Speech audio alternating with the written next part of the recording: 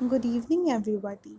Today we are going to start part 2 of this chapter number 10, class 11th, cell cycle and cell division.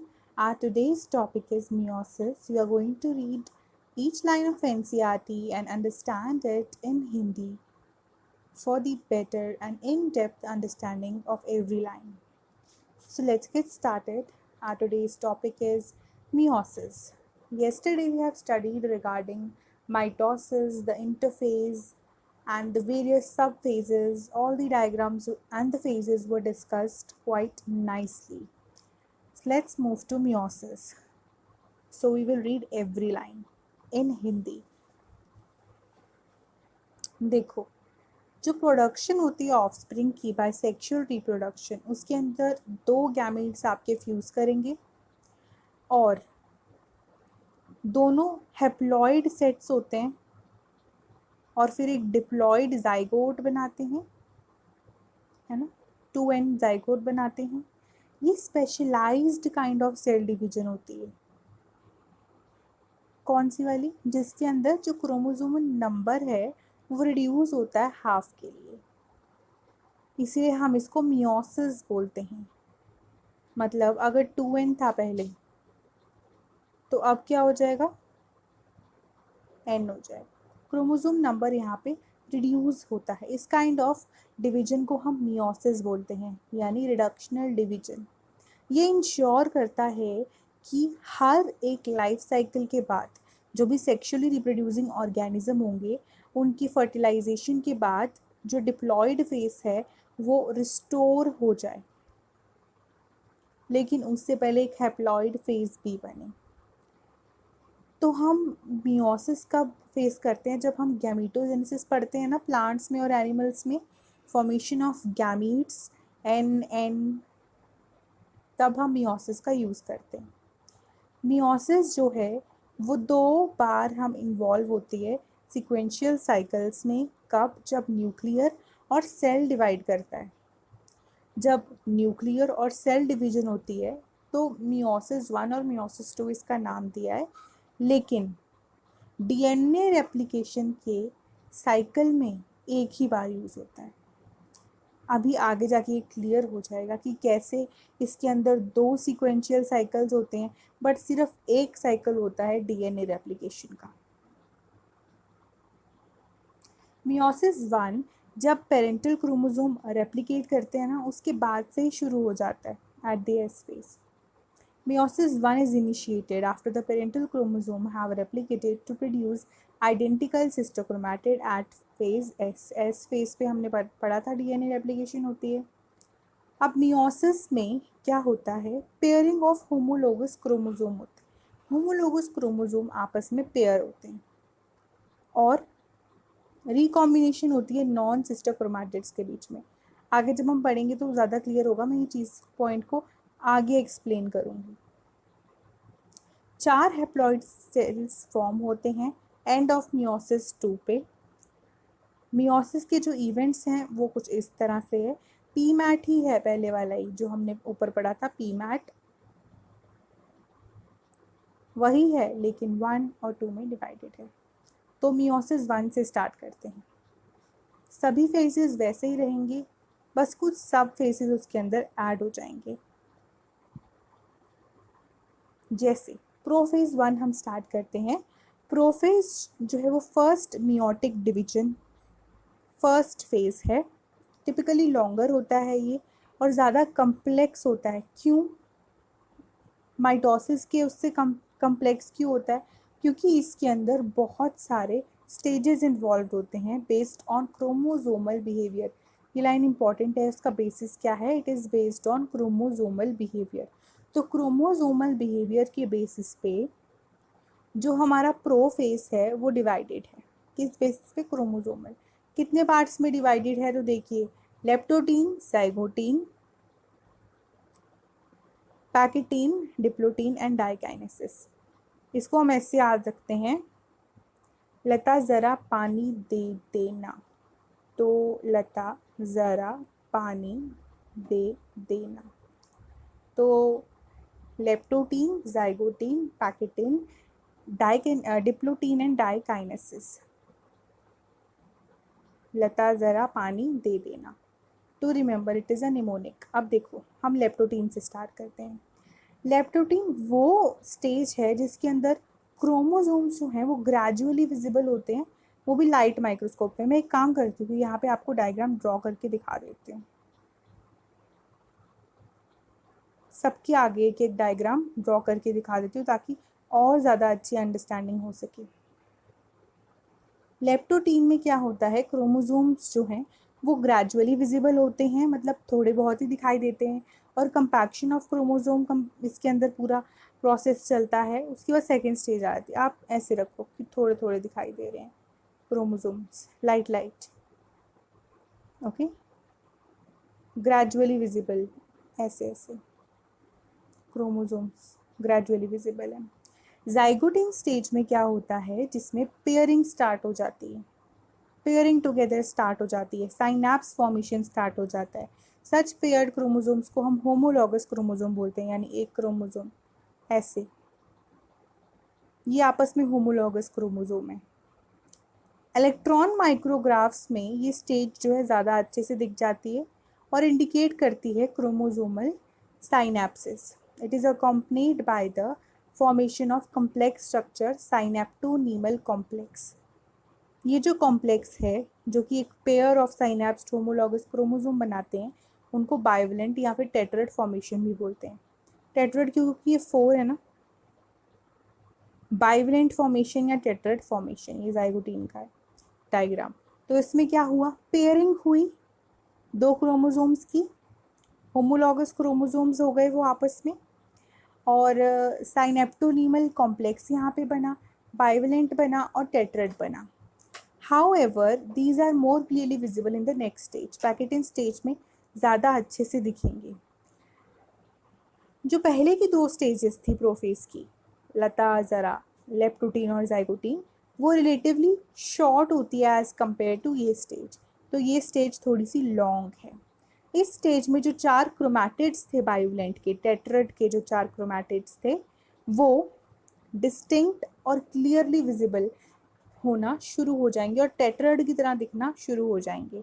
इस stage में recombination nodules appear होना शुरू हो जाते हैं, और रिकॉम्बिनेशन नोड्यूल और जो साइट्स ऑफ क्रॉसिंग ओवर है वो नॉन सिस्टर क्रोमैटिड्स और होमोलॉगस क्रोमोसोम के बीच में दिखना शुरू हो जाएंगी।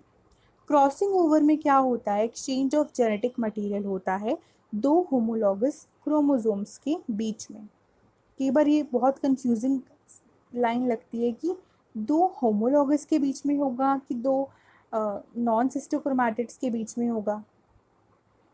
अभी आप यहाँ पे क्लियर हो जाएगा। देखो सबसे पहले तो आप ये समझो कि क्रॉसिंग ओवर एक एंजाइम मेडिएटेड प्रोसेस है।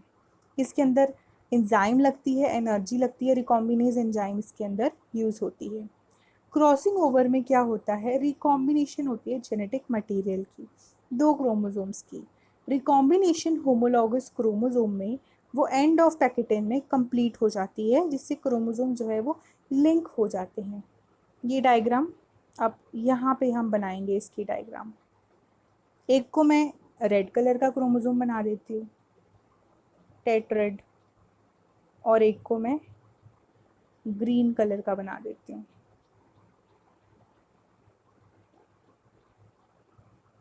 आप समझिए कि इसके अंदर क्रॉसिंग ओवर हुई, मतलब ये कोई एक टेट्राड है। टेट्राड के जो आपस में होते हैं वो होते हैं होमोलॉगस क्रोमोसोम्स, है ना। तो जो इसके साइड्स पे ये जो 4 हैं, इसकी वजह से इसको हम टेट्राड बोलते हैं। इस स्टेज पे क्या होता है, अपीयरेंस होती है रिकॉम्बिनेशन नोड्यूल्स की, जिसमें क्रॉसिंग ओवर हो। क्रॉसिंग ओवर में जेनेटिक मटेरियल एक्सचेंज होगा, मतलब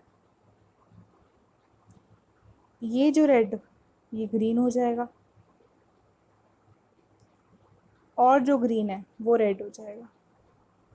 इसका जेनेटिक मटेरियल यहाँ, इसका यहाँ, यहाँ पे एक्सचेंज ऑफ जेनेटिक मटेरियल होगा। क्रॉसिंग ओवर होगी किसके बीच में, exchange of genetic material between two homologous chromosomes. between two homologous chromosomes. अब आगे बढ़ते हैं। फिर आएगा डिप्लोटीन स्टेज, जिसके अंदर डिसोल्यूशन ऑफ साइनेप्टोनिमल कम्प्लेक्स होगा and tendency of the recombined homologous chromosome of the bivalent separate from each other except the site of crossing over. X shape structure बन जाता है काइजमेटा. oocytes of the vertebrates last for months और years. यही वो stage है जहाँ पे oocytes जो है अरेस्ट होती है. Diplotene for years till you attain the puberty. यहाँ पे आपके जो oocytes हैं वो अरेस्ट होते हैं जब तक कि आप बड़े ना हो जाओ. डिप्लोटीन स्टेज में क्वेश्चन आता है फॉर ईयर्स या मंथ्स. अब देखो जब यहाँ पे क्रॉसिंग ओवर हो गई थी, डिप्लोटीन में क्या होगा, डिसोल्यूशन हो जाएगी साइनेप्टोनिमल कम्प्लेक्स की. साइनेप्टोनिमल कम्प्लेक्स आप ऐसे मानो ये होता है ना, जो जैसे ये रेड वाला है और ये साथ में ग्रीन वाला है, यहाँ से आपस में लिंक हो जाते हैं. और यहाँ पे जो क्रॉसिंग ओवर हुई है वो तो हुई ही है. यहाँ पे जो पीछे वाली जो क्रॉसिंग ओवर थी, जो साइनेप्टोनिमल कम्प्लेक्स बना था, वो डिज़ोल्व हो जाएगा. वो पूरा ही रब होगा, वो डिज़ोल्व हो जाएगा. ये डिज़ोल्व हो जाएगा, ये यहाँ पे नहीं रहेगा, बट ये ऊपर वाला जो है ये यहीं पे रहेगा. अब डाइकाइनेसिस स्टेज आएगी, जिसके अंदर जो काइजमेटा है, ये जो एक्स शेप्ड स्ट्रक्चर है, ये भी यहाँ से हट जाएगा. तो जो क्रोमोसोम्स हैं फुली कंडेंस हो जाएंगे और मियोटिक स्पिंडल यहाँ पे असेंबल हो जाएगा. होमोलॉगस क्रोमोसोम आपस में सेपरेट हो जाएंगे और by the end of diakinesis जो न्यूक्लियस है वो डिसअपियर हो जाएगा. न्यूक्लियर एनवेलप ब्रेक हो जाएगा और डाइकाइनेसिस से फिर वो मेटाफेज में चले जाएंगे. और मेटाफेज हमने लास्ट क्लास में पढ़ा था क्या होता है. मेटाफेजिक प्लेट में वो अरेंज हो जाते हैं, सेंट्रली इक्वेटर में वो अरेंज हो जाते हैं. मेटाफेजिक प्लेट में सेंट्रली वो अरेंज हो जाते हैं, है ना. लास्ट क्लास में ये पढ़ा था. एक बार फिर से हम थोड़ा सा अंडरस्टैंड करने की कोशिश करते हैं with the help of diagram.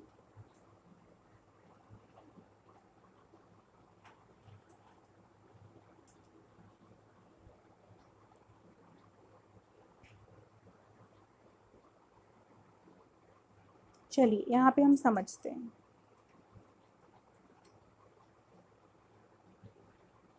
सबसे पहले हम सोचते हैं कि जो ऊपर वाली स्टेज थी लेप्टोटीन और जाइगोटीन जो कि शॉर्ट होती हैं, उसमें क्या होता है. देखो लेप्टोटीन में तो कुछ दिखता ही नहीं है, बहुत ही कम है ना, बहुत ही कम. आप मान लो बहुत ही लाइट है, इतना लाइट है. ऊपर से ऐसे ऐसे है, कोई भी क्रोमोसोम ऐसे ऐसे दिख ही नहीं रहा है बिल्कुल. ये लेप्टोटीन स्टेज है. अभी जाइगोटीन स्टेज में जिसमें साइनेप्सिस बनता है, पेयरिंग टुगेदर होती है और टेट्राड बन जाता है.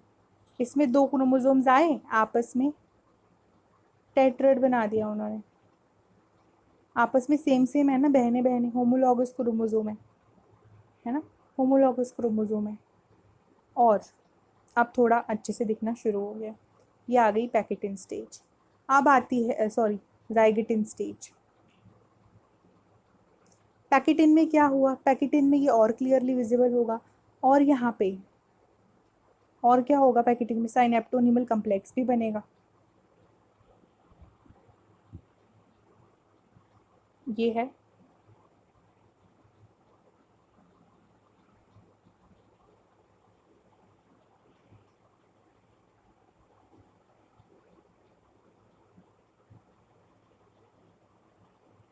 यहाँ पे साइनेप्टोनिमल कम्प्लेक्स बनेगा और एक्सचेंज ऑफ जेनेटिक मटेरियल भी होगा. डाइकिनेसिस में आके ये साइनेप्टोनिमल कम्प्लेक्स इधर से रिमूव हो जाएगा, है ना. साइनेप्टोनिमल कम्प्लेक्स इधर से रिमूव हो जाएगा ऐसे. ऊपर वाला तो वैसे ही रहेगा, एक्सचेंज ऑफ जेनेटिक मटेरियल तो रहेगा ही ना, एक्सचेंज ऑफ जेनेटिक मटेरियल तो होगा ही, ये यहीं पे रहेगा. और एंड वाली स्टेज में क्या होगा, ये भी डिसॉल्व हो जाएगा और ये अलग अलग हो जाएंगे बिल्कुल, और मेटाफेज में जाने के लिए रेडी हो जाएंगे, इक्वेटर पे ऐसे करके अलाइन हो जाएंगे दोनों, रेड वाला भी और ग्रीन वाला भी। मटेरियल इनका है इधर भी और इधर भी। देखो मेटाफेज 1 में अलाइन कर जाते हैं इक्वेटोरियल प्लेन में, जो माइक्रोट्यूब्यूल्स हैं ऑपोजिट पोल से स्पिंडल अटैच करते हैं, यहाँ यहाँ पे स्पिंडल अटैच करते हैं काइनेटोकोर से, हैंग कर जाते हैं होमोलॉगस क्रोमोसोम्स। आगे बढ़ते हैं, ये डायग्राम भी देखते हैं और आगे बढ़ते हैं। देखो ये था प्रोफेज 1 और ये इक्वेटर पे अलाइन हो गया मेटाफेज 1 में। एनाफेज में सेपरेट हो जाएगा, टीलोफेज में बिल्कुल डिस्क्रीट आइडेंटिटी अपनी, अलग आइडेंटिटी अपनी बना लेगा।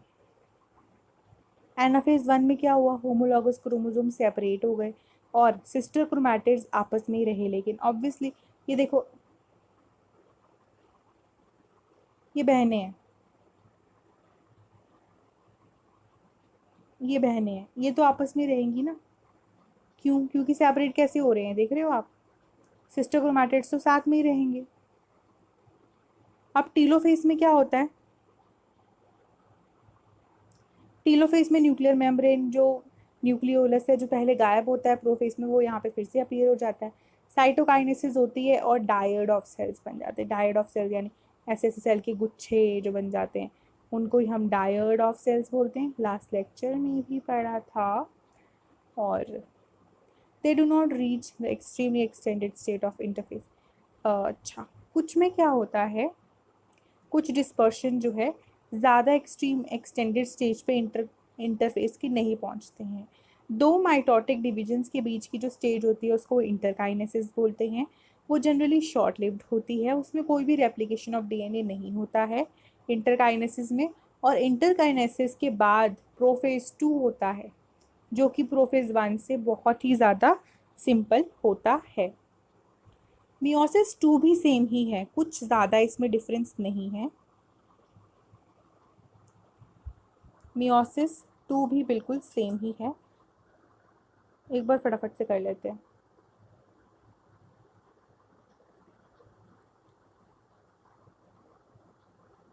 मियोसिस 2 में भी प्रोफेज 2 आता है, मेटाफेज 2 आता है, एनाफेज 2 आता है, टीलोफेज 2 आता है।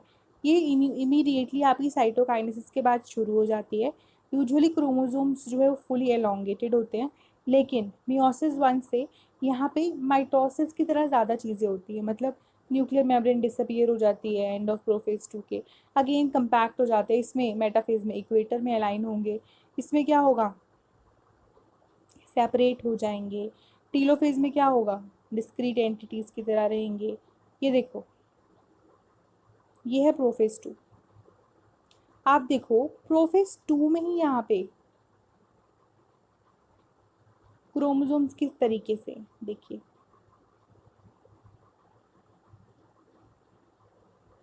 मेटाफेज में इन्होंने इक्वेटर पे अलाइन किया, यहाँ पे सेपरेट हो गए, यहाँ पे 4 अलग अलग हैप्लॉइड ऑर्गेनिजम्स बने टीलोफेज के बाद। यही तो हमारा मेन मोटिव था मियोसिस का, रिडक्शनल डिवीजन का। टीलोफेज में एंड में क्या हुआ, 2 ग्रुप ऑफ क्रोमोसोम बने जो फिर से आगे 4 हैप्लॉइड डॉटर सेल्स में कन्वर्ट हो जाते हैं, टेट्राड ऑफ सेल्स इसको हम बोलते हैं। अब इसका सिग्निफिकेंस क्या होगा, देखो अगर आपने समझा होगा तो आपको समझ आ गया होगा कि इससे कुछ specific number of chromosome, N number of chromosome end में आके कंजर्व हो जाते हैं, जो कि बहुत ही ज़रूरी है सेक्सुअली रिप्रोड्यूसिंग ऑर्गेनिजम्स के लिए। इवन दो जो प्रोसेस है वो रिजल्ट यही करेगा reduction of chromosomes into half में, लेकिन ये बहुत ही ज़्यादा इंपॉर्टेंट प्रोसेस है मियोसिस का। ये इंक्रीज करती है जेनेटिक वेरिएबिलिटी पॉपुलेशन में। अगर माइटोसिस ही होती रहेगी तो सेम सेम ऑर्गेनिजम्स ही बनते रहेंगे, मियोसिस से ही तो जेनेटिक वेरिएबिलिटी आएगी, वेरिएशंस इसी से तो आएंगी, है ना। तो ये कुछ इंपॉर्टेंट पॉइंट्स एक बार समरी फटाफट से पढ़ लेते हैं। जिससे कि हमारा ये चैप्टर डन हो जाएगा। कुछ कुछ चीज़ें इसमें रेपिटेटिव भी हैं जो बार बार रिपीट होती हैं, लेकिन समझना बहुत ज़्यादा इम्पॉर्टेंट है क्योंकि बहुत ही स्कोरिंग चैप्टर है। नीट, बोर्ड्स, 11th क्लास, या आप कभी भी इसको पढ़ें, हर चीज़ में ये इम्पॉर्टेंट ही है। अकॉर्डिंग टू सेल थियरी हमने पढ़ा था कि सेल्स प्री एग्जिस्टिंग सेल से अराइज होते हैं, होगी आपको पता होगा, हालांकि इस बुक में पहले मेंशन नहीं है। प्रोसेस सेल डिवीजन है, ये मेंशन था। कोई भी सेक्सुअली रिप्रोड्यूसिंग ऑर्गेनिज्म है वो अपना लाइफ साइकिल एक सिंगल सेल से स्टार्ट करता है, ये तो हमने पहले भी पढ़ा है इसी चैप्टर के फर्स्ट पेज पे। सेल डिवीजन जो है वो स्टॉप नहीं होता है फॉर्मेशन ऑफ मेच्योर ऑर्गेनिजम्स के बाद, वो कॉन्टिन्यूस होता है throughout the life to replace the cell loss etcetera etcetera. बहुत डिस्कशन ऑलरेडी हो चुकी है इसके बारे में। स्टेजेस जिससे कि सेल पास होता है एक डिवीजन से नेक्स्ट, उसको सेल साइकिल बोलते हैं। ये डेफिनेशन सिर्फ यहाँ पर ही गिवन है, स्टार्टिंग में तो कोई और डेफिनेशन गिवन है जिसमें सेल ग्रो करता है, डुप्लीकेट करता है अपना जीनोम को, ऑर्गेनील्स को, वो वाली डेफिनेशन गिवन है। सेल साइकिल जो है वो दो फेजेस में डिवाइडेड है, इंटरफेज में और माइटोसिस फेज में। एक्चुअल जो डिवीजन का फेज है वो माइटोसिस फेज है। इंटरफेज में G1S G2 डायग्राम बहुत अच्छे से हमने कर ली हैं। G0 के बारे में भी हमने पढ़ लिया है, ये हम सब कुछ पढ़ चुके हैं अगर आप देख रहे हो तो। क्रोमोसोम कंडेंसेशन होती है किस प्रोसेस में, G2 फेज में। उसके बाद सेंट्रियोल्स मूव करते हैं एनिमल्स में G2 फेज में। साइमल्टेनियसली हम यहाँ पे शुरू करते हैं। मेटाफेज में क्या होता है, मेटाफेज में अलाइनमेंट होती है इक्वेटोरियल प्लेन पे। एनाफेज में सेंट्रोमियर्स अलग अलग मूव करते हैं टूवर्ड्स देयर, उनकी टेल्स किस तरफ होती हैं, trailing behind, yes. And yes, बिल्कुल बिल्कुल। और जो क्रोमैटिड्स हैं जब वो पोल्स की तरफ पहुंचते हैं तो क्रोमोसोम एलॉन्गेशन स्टार्ट हो जाती है और फिर टीलोफेज आता है जिसके बाद वो अलग अलग हो जाते हैं और साइटोकाइनेसिस होती है। माइटोसिस इक्वेशनल डिवीजन है, क्रोमोसोमल नंबर को कंजर्व करने के लिए इम्पॉर्टेंट है। फिर हमने मियोसिस, माइटोसिस से मियोसिस पे आए जिसमें डिप्लॉयड सेल्स में होती है, जिसमें गैमीट्स बनते हैं। गैमीटोजेनेसिस के लिए बहुत ज़्यादा इम्पॉर्टेंट है both plants and animals. Sexual reproduction में जब दो गैमीट्स फ्यूज करते हैं तो 2n बन जाता है। 2n से वो n बने ही ना तो क्या होगा, तो n तो बनना ही है, उसके लिए मियोसिस ही हमारी हेल्प कर सकता है। Meiosis 1, meiosis 2। फर्स्ट मियोसिस में डिवीजन ऑफ होमोलॉगस क्रोमोसोम होता है, पेयर ऑफ बाइवलेंट्स, वो अंडरगो क्रॉसिंग ओवर करेंगे, उसके बाद वो टेट्राड्स बन जाएंगे। जो प्रोफेज 1 है उसमें जो लॉन्ग प्रोफेज है वो मियोसिस 1 में ही लॉन्ग प्रोफेज आता है। फर्दर 5 स्टेप्स में डिवाइडेड है, लेप्टोटीन, जाइगोटीन, पैकेटीन, डिप्लोटीन और डाइकाइनेसिस। मेटाफेज 1 में बायोवेलेंट अरेंज होते हैं इक्वेटोरियल प्लेन में और फॉलोड बाय एनाफेज जिसमें अपोजिट पोल्स की तरफ मूव करते हैं और हर एक पोल हाफ क्रोमोसोम्स रिसीव करता है। टीलोफेज में क्या होता है, न्यूक्लियर मेम्ब्रेन और न्यूक्लियस फिर से आ जाता है जो कि प्रोफेज में गायब हो जाता है। मियोसिस 2 जो है वो माइटोसिस से सिमिलर है। एनाफेज 2 में सिस्टर क्रोमैटिड सेपरेट होते हैं, सिस्टर क्रोमैटिड सेपरेट होते हैं। एंड ऑफ मियोसिस में आपको 4 हेप्लॉइड सेल्स मिलेंगे। अगर आप ये चैप्टर फर्स्ट टाइम पढ़ रहे हैं तो आपको कंफ्यूजिंग लग सकता है, otherwise this is quite easy chapter and very important also.